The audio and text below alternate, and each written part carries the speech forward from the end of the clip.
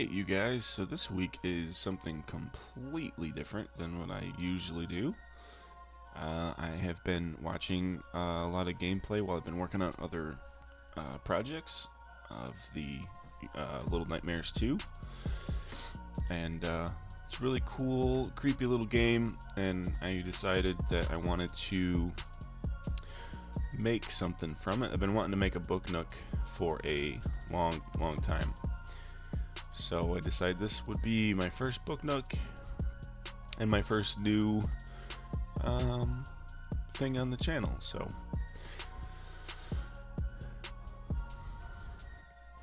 what I'm doing is I'm just using some Sculpty clay, and I am working on Mano, the main character of Little Nightmares 2. He's the character with the paper bag over his head, which is really the full reason that I love that character and wanted to make something from that character. Is his little paper bag hat is really cool. So I'm kind of sculpting the pants and the shirt, and then now I'm rolling out some clay flat to use it as his jacket. I just kind of wrap it around. I'm not a great sculptor. I dabble with it here and there, but I would like to get better at it. It's something I don't do a lot. So here I am, kind of cutting off the excess here to make his jacket, and I kind of fold it and bend it. Here I'm starting to work on his little feet. This is sculpting hands and feet is like extremely hard, and then to do them this small is it's pretty rough. So I just try to do my best to make them look like hands and feet, and called it a day. And I'm just soldering an LED, and I'm wrapping clay around it. This will be the flashlight that he's holding. I knew that I wanted to put lights in this, and I really love in the game how the aesthetic looks when he's got his flashlight. The scene that I end up making is like a scene from the game. It's a little bit different. I use my interpretation for it, obviously, but it's kind of a cool little scene that has a little bit extra lights in it. So now I am finishing the other side of his jacket, sleeve, and his collar.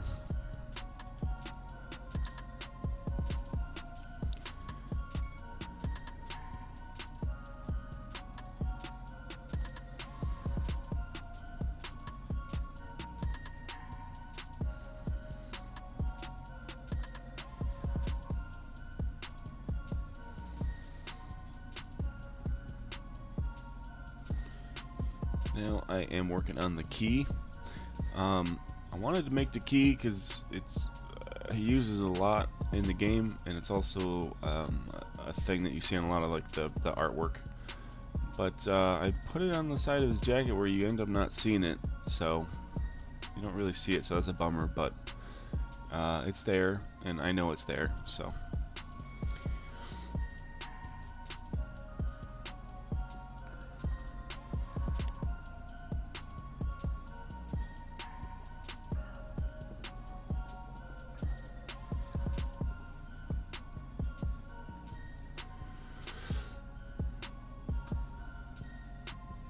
So now everything is sculpted, so and it's all heat baked, so I am using some of my super glue to glue the key together.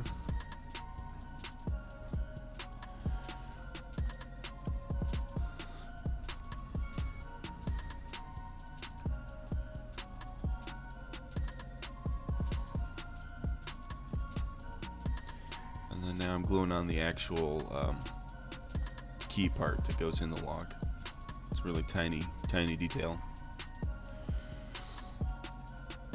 So now I got his hand glued to the flashlight, and I am gluing his hand to his sleeve.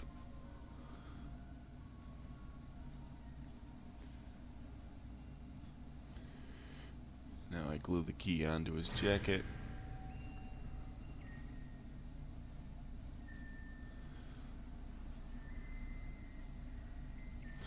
I add another piece of clay around his key later on to make it look like it's a strap on his jacket that holds the key in place. These are his legs. I just made snakes of clay, and then I stuck the wire through it, and then I baked it like that so that they could be super thin. And then I just slide them on and glue them onto the pant leg.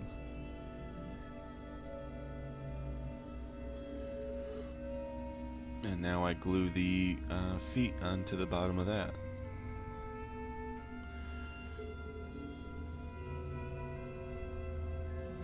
I leave the excess wire skeleton so that I can stick it through the base eventually. Now for the head, I am using just a piece of paper, crumple the paper up, put a slit in it with my razor knife. And then I start using some masking tape, and I just start tightly taping it into a ball shape. I was going to originally sculpt his head and his face so that if you took the bag off, you could see his face underneath, but I spent so much time on everything else that I decided to not do that. I really got to a point in this project where I just wanted it to be done and to stop working on small stuff. So this is an actual piece of paper. It's the same butcher paper that I use for my table. And I made a little pattern of that, and I glued it together. So his paper bag mask is actually a paper bag. So that's, to me, that's kind of cool. That was kind of the whole enjoyment really of this project, is making that little bag. So now I'm doing a test fit.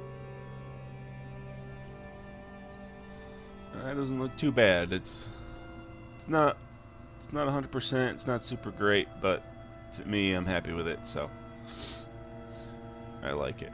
And now I'm going through and I'm painting his pants.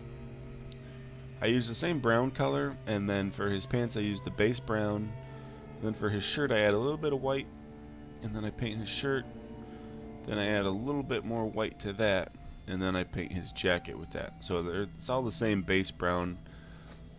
The game is really hard to judge what color everything is. There's a lot of just earthy, dark tones. They're kind of hard to see. Everything's kind of really mudded because it's a dark environment, and the lighting is really dynamic and really foggy, and so I'm just doing my best. Now I'm painting his skin. It's like a darker tan. I use a tan with a little bit of brown. Their skin tones are kind of like pale, so I just try to emulate that best I can. Using a little bit of a brown, watered down brown wash on this bag to darken it up, dirty the corners, add some drips, and then I use my finger to pull back on the brush to add some splatters.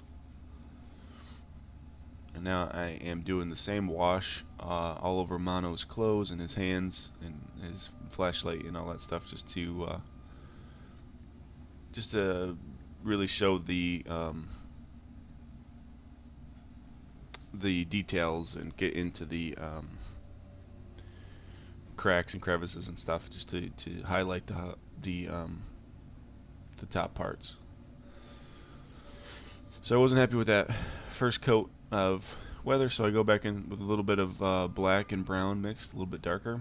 I go around his eyes, I do the sides, and I splash it, and now I'm really a lot happier with that. And then you can see I painted the tape head black underneath, so his eyes look black underneath. Now I did this this was like the last thing I did. For whatever reason, I felt the need to torture myself and to make a. This is 6. This is the little girl that wears the rain jacket. She's in both games. It in this part of the game they're both together, and it didn't seem right to not include her. So I started to include her. You can see there I use the heat gun. It's a little trick I learned with baking clay. If you use the heat gun on it, you can actually bake it and harden it that way without putting it in the oven. So I'm working on her hood. And you can see I got my reference image there on my phone. The best thing to do when you're sculpting is to use like a 3D image where you can see all sides, but I did not have one. So I got her hood done, I got her jacket done, and now I'm painting her jacket and hood with a white. And I put like 3 coats of white paint on that because I knew it was going to be yellow, and I used 2 different color clays, and I knew that that yellow would never cover. So I am using white to make it a light layer underneath, and then the yellow has no problem showing. For the skin, I did the same thing with Mano, same color. Now I'm going through with the yellow paint. I was doing this really early in the morning, so you can see that the sunshine through that side window. I've never had a problem with that. Usually I don't work on stuff super early. But you can really see how bright that yellow goes on that white. So now inside her hood, I'm painting that all black. And I paint part of her face. I use that reference image there. It shows you can only see like part of her face because it's in shadow. So I try to emulate that by painting everything but that part of her face in black, so it looks like the shadow. And then I give that whole thing a brown wash too. Everything in this world is dirty and disgusting.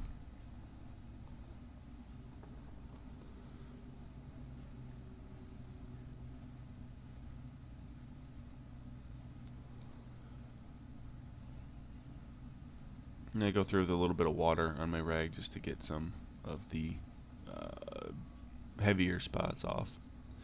So I'm using foam poster board for the actual Book Nook. In retrospect, this works okay. The paint has a tendency actually to make the paper shrink, which makes the foam curl. Not too bad. I kind of straightened it out a little bit. It's not too bad. It ended up helping the aesthetic too. Everything in Little Nightmares is kind of curved up like that anyway, so it is what it is. So I'm just going through. I used some of that 2mm craft foam for the door frame on that door, and now what I'm doing is I'm working on this side piece of this wall. I don't know exactly the reason for these. This is the tile floor. What I did here is I removed the paper from the poster board. You can see here, if you just pull this cheaper stuff, if you just pull it, the paper comes right off and it's just foam underneath. And then I used my heat knife to just quickly do the squares on there with my ruler to melt in the tile design. I do a green paint base on that, and then I go through with a lighter green and I just do a light brush on top. This is the left side wall. There is a like an emergency exit light. I'm using some of my 20 gauge wire. I'm just shaping it, pushing it in place, kind of how I like, to make that light guard. Here I'm using some Sculpting, making it into a rectangle, and then cutting it square on all sides with my X-Acto knife. This is a fuse box in the game that you have to put a fuse in it to power it to open up the door. so that I'm using this paintbrush to cut a hole through it. The top gets a hole cut all the way through it. This will actually have a light in it, and the bottom hole is just kind of a recessed hole where the fuse will go.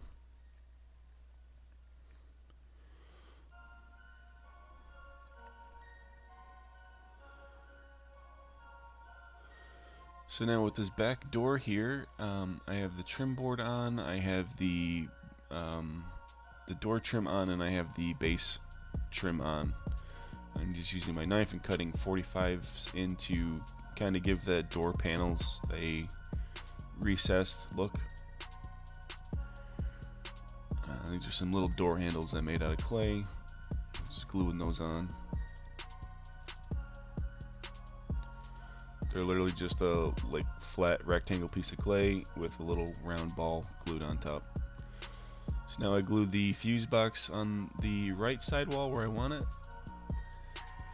Then I used the same 20 gauge wire I used for the emergency exit sign, and I glue that on the wall too.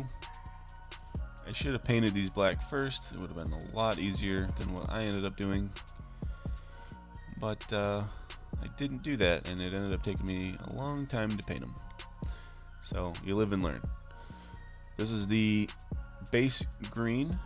I'm pretty sure in the reference images that I looked at, the hospital is green, dark green, and light green on top, but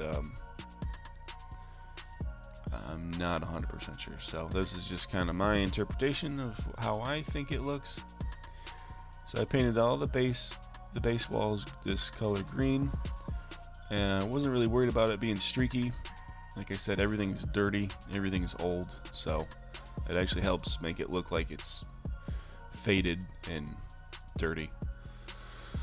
So now I using some tape here just to make sure that this line stays crisp.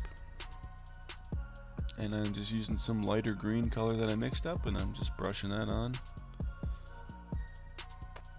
I do all the walls with that, obviously, making sure that my line between the two colors are the same all the way around.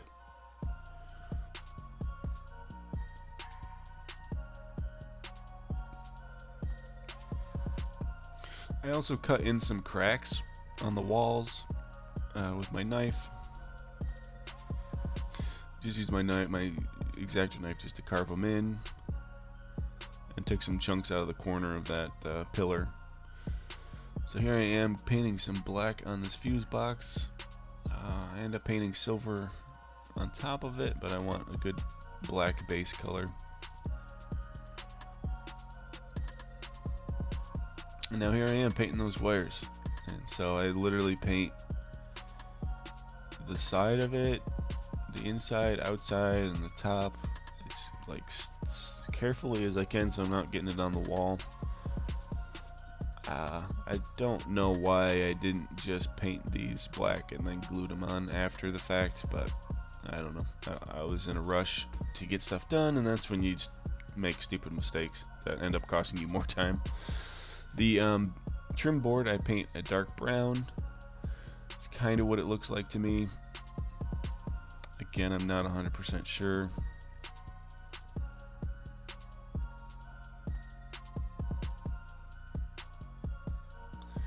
So now those cracks I was telling you about, I'm going through here with some brown wash, and I'm just painting that in all the crevices, and I'm letting that excess drip down the wall. And then when I take my rag here and I pull it down so it looks like it's water damage that has ran down the wall. I put a bunch of that wash around the wires and the brush to make it look like water damage has flown down. You can see here now I'm putting it at the top of the wall to really give it that look where I'm just letting it naturally run down. And then when I pull it with my brush, I just pull it and streak it, and it helps it look like it's faded water damage. And I do that on all the walls. I also go through with the if I made a bigger hole in the cracks, I put a little bit of gray in there first to make it look like the plaster behind the paint. And I go through and I do the same thing with the wash.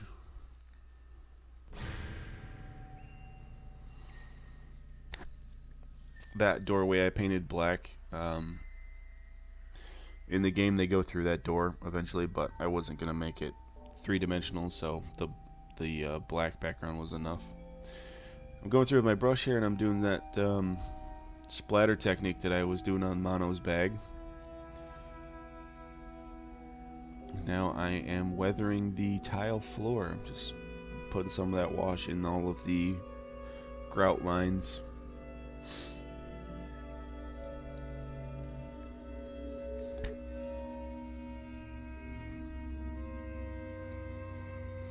So now it is time to glue part of this together. So I'm starting with the right wall. I'm gluing that on to the floor.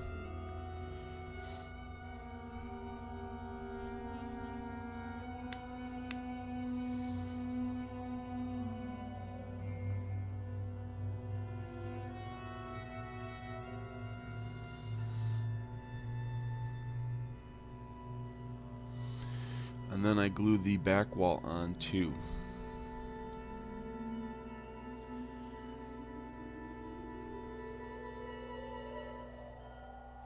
I kind of cut my panels wrong. I should have cut the back wall longer so that the side walls could glue right to the wall. These were sized where the literal inside corners touch, and that's like exactly where they are, and it just made it harder to glue together. So I go back on top and I use some tape, and I just try to tape the walls together just to make them match up all the way down.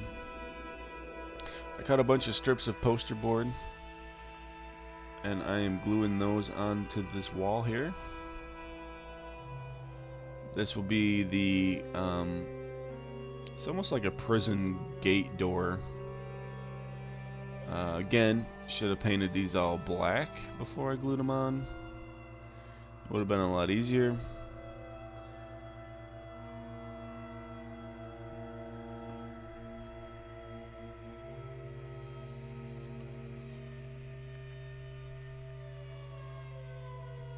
So I'm just trying to go through here and I'm getting all my sizes.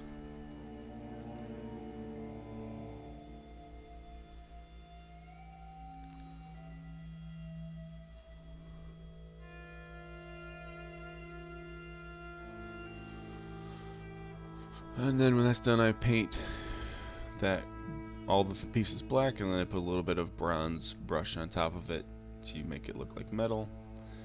And then I glue that side of the wall in.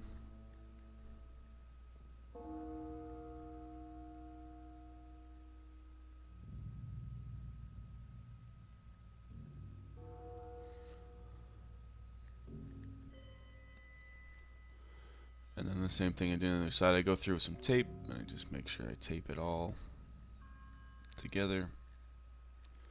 You can see how they're bowed and how that, like, the center of that piece doesn't touch. But this is a little chair that I made out of poster board. Just cut some squares and some rectangles for the legs. Painted it.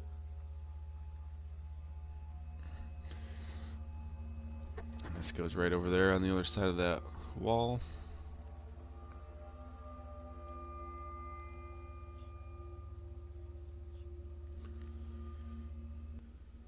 When you try your best but you don't succeed. Yeah, so I totally spilled all my Mod Podge, and then I had to just use my brush, pick up these little pieces of paper. I just cut these little pieces of paper out into rectangles, and I'm picking them up and putting them in the corner just to make it look like debris and junk had been like blown into the corners and around the room.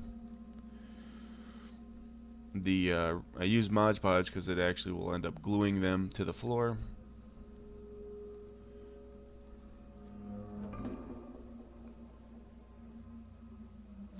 And I go through with some brown wash and just add that to the top of the paper, just so the paper can soak it in and not be bright white. Just make it look like dirt and dust all builds up in the corners with all the debris and junk. Now I made some little, made a little can, and I made a little like soda bottle out of some foam clay. And now I'm just gluing that in there.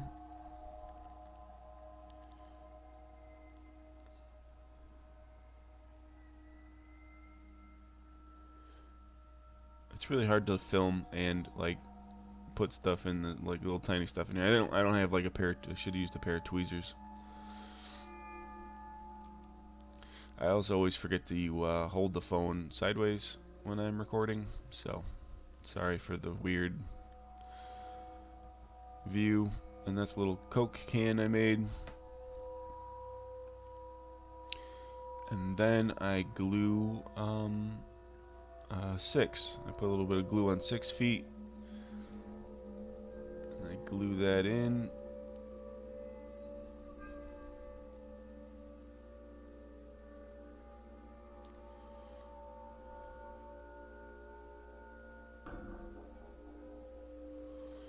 And there it is with all the lights.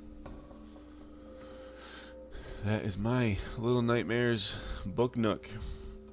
I think it came out pretty good.